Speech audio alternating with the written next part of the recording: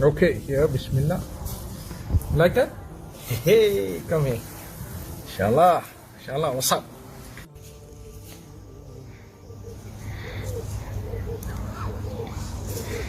Uh-oh.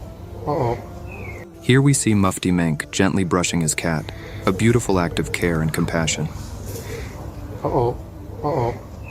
This is a reminder of the Prophet Muhammad, who loved and respected animals, especially cats.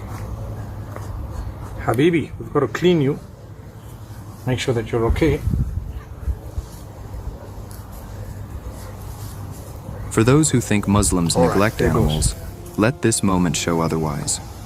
Islam teaches us to extend kindness to all of Allah's creation. Taking care of pets isn't just love, it's a responsibility, a reflection of our faith. So, just so that the hair, we can actually get off all the excess hair, right? See all the excess hair there, mashallah. Hey little one, hey little one, how are you? Minky, hope you're fine. So remember, mercy begins at home. Like it? Nice? Don't worry, don't worry, don't worry. This is ghusl, man.